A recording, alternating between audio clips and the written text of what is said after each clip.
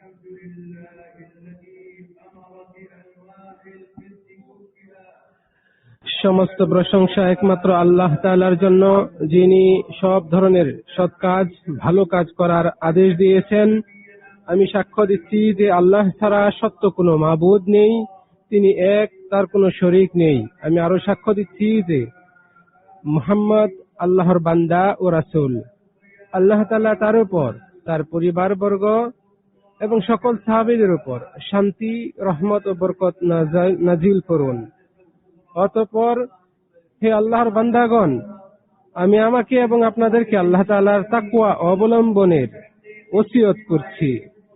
তাকওয়া অবলম্বনের মাধ্যমে দুনিয়া ও আখিরাতের কল্যাণ অর্জিত হয়। হে মুসলমানগণ, ইসলামের একটি মূলনীতি হলো উভয় জগতে যেসব বিষয়ে কল্যাণ রয়েছে তা সুনিশ্চিত করা এবং যেসব বিষয়ে দিন ও দুনিয়াবী অকল্যাণ ও ক্ষতি রয়েছে তা প্রতিহত করার নির্দেশ। আর এ নীতির ফলে মানুষের সুখ, সফলতা, শান্তি ও নিরাপত্তা অর্জন হয়। আল্লাহ তাআলা বলেন, আর তোমরা নেক কাজ ও তাকওয়ায় পরস্পরকে সাহায্য করবে এবং পাপ ও সীমা লঙ্ঘনে একে অন্যের সাহায্য করবে না। এ সূচনার অন্যতম বিষয় হল রাষ্ট্রীয় সম্পদ ও মুসলিম জনসাধারণের উপকারী বিষয়সমূহ, যেমন রাস্তাঘাট, স্থাপনা, উদ্যান ও বিনোদন কেন্দ্র ইত্যাদি, যা সামগ্রিকভাবে জনসাধারণের কল্যাণার্থে ও সামাজিক উন্নয়ন কল্পে সরকার নির্মাণ করেছে, সেগুলির প্রতি আন্তরিক হওয়া।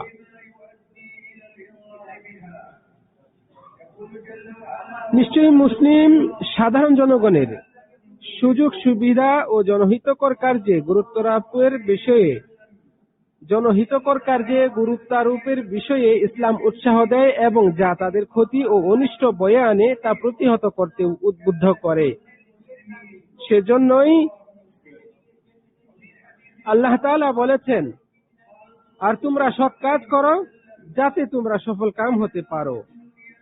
রাসূল সাল্লাল্লাহু আলাইহি ওয়াসাল্লাম বলেছেন, আমি এক ব্যক্তিকে জান্নাতে ঘোরাফেরা করতে দেখলাম। সে দুনিয়াতে কোনো এক রাস্তার উপর থেকে একটি গাছ কেটে সরিয়ে দিয়েছিল, যেটি মানুষদেরকে কষ্ট দিচ্ছিল। সহিহ মুসলিমে রয়েছে হাদিসটি। অন্য হাদিসে এসেছে, রাসূল সাল্লাল্লাহু আলাইহি ওয়াসাল্লাম বলেছেন, একদা এক ব্যক্তি রাস্তা দিয়ে হাঁটছিল। এমত অবস্থায় সে রাস্তার উপর কাঁটাযুক্ত একটি ডাল দেখতে পেল। তারপর সে ওই ডালটি সরিয়ে দিল। আল্লাহ তাআলা তার এক কাজ পছন্দ করলেন এবং তাকে ক্ষমা করে দিলেন। বুখারী মুসলিমের হাদিস। আল্লাহু আকবার। ছোট্ট একটি আমলের কারণে, একটি খেদমতের কারণে আল্লাহ তাআলা এই ব্যক্তিকে বিশাল প্রতিদান দিয়েছেন। হে মুসলমানগণ, নিশ্চয়ই জনসাধারণের চলাচল ও আনাগোনার স্থানগুলো থেকে কষ্টদায়ক বস্তু সরিয়ে দেয়া, জনগণের দুর্ভোগ হয় এমন জিনিস অপসারণ করা সৎ কাজের অন্তর্ভুক্ত, যা মহান আল্লাহ তাআলা পছন্দ করেন। তিনি বলেন, নিশ্চয়ই আল্লাহ সৎকর্মশীলদেরকে ভালোবাসেন। এমন পন্থা অবলম্বন করে আমল করা মূলত ঈমানদারদের বৈশিষ্ট্য। যেমন রাসূল সাল্লাল্লাহু আলাইহি ওয়াসাল্লাম বলেছেন, ঈমানের 70টিরও বেশি অথবা 60-এরও অধিক শাখা রয়েছে, আর এর সর্বোচ্চ শাখা হলো একথা স্বীকার করা যে আল্লাহ ছাড়া সত্য কোনো মাবুদ নেই, আর সর্বনিম্ন শাখা হচ্ছে রাস্তা থেকে কষ্টদায়ক বস্তু সরিয়ে ফেলা। সহিহ মুসলিমের হাদিস। জনগণের কল্যাণার্থে রাস্তাঘাট ইত্যাদি থেকে যাবতীয় কষ্টদায়ক বস্তু অপসারণ করা সদকা সমতুল্য কাজ, যা ব্যক্তি নিজের মঙ্গলের জন্যই করে থাকে। রাসূল সাল্লাল্লাহু আলাইহি ওয়াসাল্লাম বলেছেন, আর তোমার রাস্তা থেকে ক্ষতিকারক বস্তু সরিয়ে ফেলাও একটি সৎকার কাজ। সহিহ বুখারীতে রয়েছে হাদিসটি। মুসলিম শরীফের হাদিসে এসেছে যে রাসূল সাল্লাল্লাহু আলাইহি ওয়াসাল্লাম বলেছেন, আমার উম্মতের সমস্ত ভালো ও মন্দ আমল আমার সামনে উপস্থাপন করা হয়েছিল।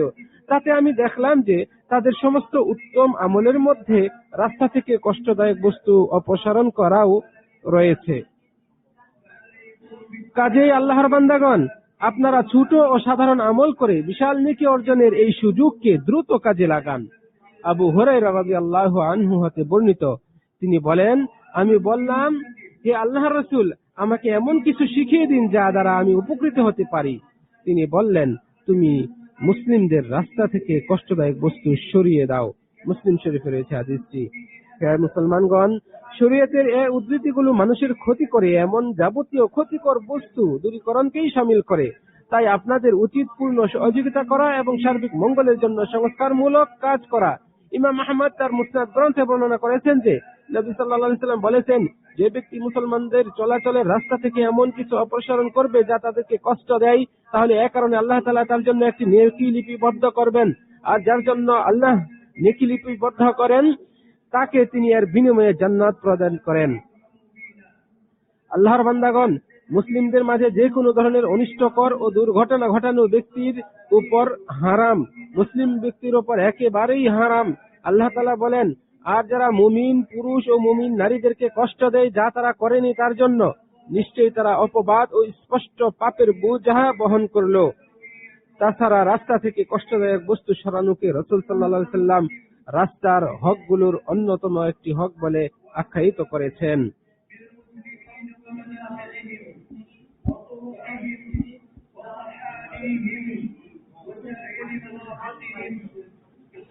শরীয়তের অনেকগুলো মূলনীতির মধ্য থেকে একটি মূলনীতি হলো লা যারারা ওয়ালা যিরার, অর্থাৎ নিজের ক্ষতি এবং অন্যের ক্ষতি কোনোটিই করা যাবে না। এটি নবীর মুখ নিঃসৃত একটি বিশাল গুরুত্বপূর্ণ মূলনীতি, যা মুসলিমদের ক্ষতি সাধন করা এবং তাদের উপকারী বস্তু, রাস্তাঘাট, মাঠ ও সকল স্থাপনা যাতে তাদের কল্যাণ ও সুযোগ সুবিধা বিদ্যমান রয়েছে সেগুলোতে দুর্ঘটনা ঘটাতে ও অনিষ্ট সাধন করতে নিষেধ করে। মুসলিম ভাই সকল, একজন মুসলিমের অন্যতম কর্তব্য হলো গাড়ি ড্রাইভ করাকালীন সময়ে এমন কিছু করা থেকে বিরত থাকার প্রচেষ্টা করা যা নিজেকে ও অন্যকে বিপদের সম্মুখীন করে। অনুরূপভাবে ট্রাফিক আইন যা যানমালের নিরাপত্তার স্বার্থে প্রণয়ন করা হয়েছে তা অমান্য না করা।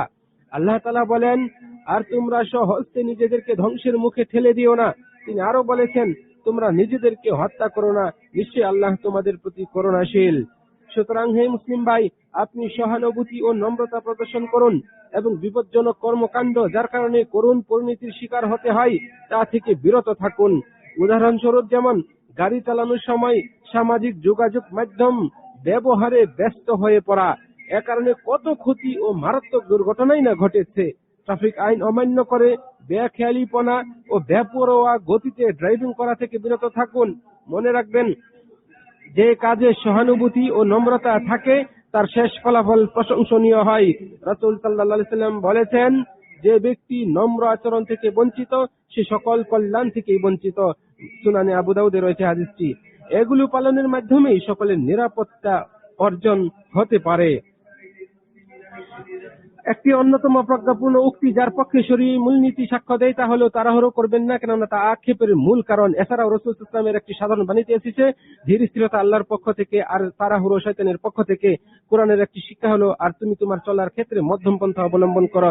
নবী সাল্লাল্লাহু আলাইহি ওয়াসাল্লাম যখন আলী রাদিয়াল্লাহু আনহুকে খাইবারে পাঠালেন তখন তাকে বলেছিলেন, তুমি ধীরে স্বাভাবিকভাবে এগিয়ে গিয়ে তাদের আঙ্গিনায় অবতরণ করো। বুখারীর হাদিস।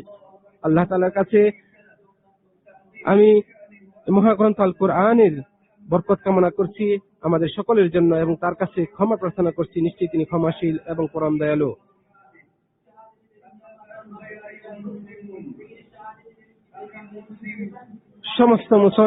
সমস্ত প্রশংসা একমাত্র আল্লাহর জন্য এবং আমি সাক্ষ্য দিচ্ছি যে আল্লাহ ছাড়া সত্য কোনো মাবুদ নেই, তিনি এক, তার কোনো শরীক নেই।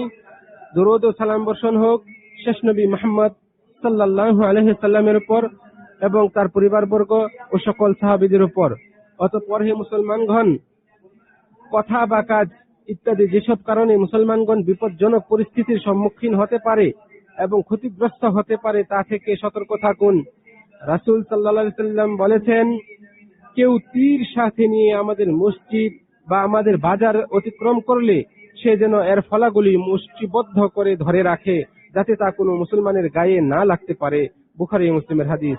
হাদিসে উল্লেখিত নাবলুন অর্থ তীর বর্ষা আর মিসাল অর্থ তীর বা বর্ষার অগ্রভাগে লোহার ধারালো অংশ। রাসূল সাল্লাল্লাহু আলাইহি সাল্লাম আরো বলেছেন, তোমরা লানতকারী দুটি কাজ থেকে দূরে থাকো। সাহাবায়ে কেরাম জিজ্ঞেস করলেন, সে কাজ দুটি কি হে আল্লাহর রাসূল? তিনি বললেন, মানুষের চলাফেরার রাস্তায় অথবা তাদের বিশ্রাম গ্রহণের ছায়ায় প্রস্রাব পায়খানা করা। সহিহ মুসলিমে রয়েছে হাদিসটি। বিশুদ্ধ সূত্রে আরো বর্ণিত হয়েছে যে রাসূল সাল্লাল্লাহু আলাইহি ওয়াসাল্লাম বলেছেন, যে ব্যক্তি মুসলমানদের চলাচলের রাস্তায় তাদেরকে কষ্ট দেয়, তার উপর তাদের অভিশাপ অনিবার্য হয়ে যায়। মোজাম তাবরানীতে রয়েছে হাদিসটি। অতঃপর যে আল্লাহর বান্দাগণ, আপনারা জেনে রাখুন যে একটি অন্যতম উত্তম সর্বোত্তম আমল যা বান্দাদের হৃদয়কে প্রশান্ত করে, আল্লাহ রাব্বুল আলামিনের রহমত নিয়ে আসে, সে আমলটি হচ্ছে নবী মুহাম্মদ সাল্লাল্লাহু আলাইহি ওয়াসাল্লামের উপর সালাম ও সালাত পাঠ করা। হে আল্লাহ, আপনি আমাদের নবী ও নেতা মুহাম্মাদের উপর শান্তি বর্ষণ করুন, রহমত বর্ষণ করুন। হে আল্লাহ, আপনি সকল সাহাবীদের উপর সন্তুষ্ট হন। হে আল্লাহ, আপনি আমাদের সকল মুসলমানদেরকে আপনি ক্ষমা করে দিন, যারা আপনার একত্ববাদে বিশ্বাস করেছে এবং কালেমায়ে তাওহীদ, কালেমায়ে শাহাদাকে যারা ব্যর্থভাবে ঘোষণা দিয়েছে। হে আল্লাহ, আপনি আমাদের উপর সন্তুষ্ট হন এবং আমাদেরকে আপনার উপর সন্তুষ্ট করে দিন। হে আল্লাহ, আপনি আমাদের সামনে, পিছনে, উপরে, নিচে সকল দিক থেকে আপনি আমাদেরকে হেফাজত করুন, আপনার রহমত আমাদের উপর বর্ষণ করুন। হে আল্লাহ, আমরা আমাদের জন্য, সকল মুসলমানদের জন্য শান্তি ও নিরাপত্তা কামনা করছি। হে আল্লাহ, আপনি আমাদেরকে দুনিয়ায় কল্যাণ দান করুন এবং আখিরাতে কল্যাণ দান করুন এবং জাহান্নামের আযাব থেকে আমাদেরকে রক্ষা করুন। হে আল্লাহ, আপনি আমাদেরকে সরল সঠিক পথের দিশা দিন, আমাদের অন্তরে সরল পথের ইলহাম করে দিন। হে আল্লাহ, হে আল্লাহ, আমাদের মধ্যে যাদের দীর্ঘ আয়ু হয়েছে, যাদেরকে আপনি দীর্ঘদিন বাঁচিয়ে রাখছেন, যতদিন আপনি হায়াতে রেখেছেন, আপনি আমাদেরকে হায়াতে তয়্যিবা দান করুন, সৎ পথে তাকওয়ার উপর অবিচল থাকার তৌফিক দান করুন। হে আল্লাহ, যে কথা ও কাজে কল্যাণ রয়েছে এবং মঙ্গল রয়েছে, আপনি সে কাজগুলো, কথাগুলো আমাদের দ্বারা করিয়ে নিন। হে আল্লাহ, আপনি সকল মুসলমানদেরকে কল্যাণের উপর ঐক্যবদ্ধ থাকার তৌফিক দান করুন। হে আল্লাহ, আপনি চিরঞ্জীব, চিরস্থায়ী, আমরা আপনার কাছে কামনা করছি আপনি আমাদের অন্তরকে পরিশুদ্ধ করে দেন, আমাদের হৃদয়ে তাকওয়া ঢেলে দিন। হে আল্লাহ, যাবতীয় অন্যায় এবং ক্ষতি থেকে আমাদের হৃদয়কে হেফাজত রাখুন। হে আল্লাহ, আপনি পরম করুণাময়, আপনি পরম দয়ালু। হে আল্লাহ, মুসলমানদের কাছে সে বিষয়গুলো পছন্দনীয় করে দিন যেগুলো আপনি পছন্দ করেন। হে আল্লাহ, আমাদের একে অপরের কাছে সে বিষয়গুলো পছন্দনীয় করে দিন যে বিষয়গুলো আমরা নিজেদের জন্য পছন্দ করি। হে আল্লাহ, আপনি আমাদেরকে আপনার রহমতের বৃষ্টি দান করুন, আমাদেরকে আপনি বৃষ্টি দিয়ে সিক্ত করুন। হে আল্লাহ, হে আল্লাহ, আমরা আপনার কাছে সমৃদ্ধি কামনা করছি, আপনি আমাদেরকে বৃদ্ধি করে দিন, আমাদেরকে অভাব অন্টনে ফেলবেন না। হে আল্লাহ, আপনি সকল কিছুর উপর ক্ষমতাবান, আপনি সকল কিছুর মালিক, আমরা আপনার কাছে কামনা করছি। হে আল্লাহ, আপনি তো পরম করুণাময়, পরম দয়ালু, আপনি আমাদের উপর আপনার দয়াকে অবারিত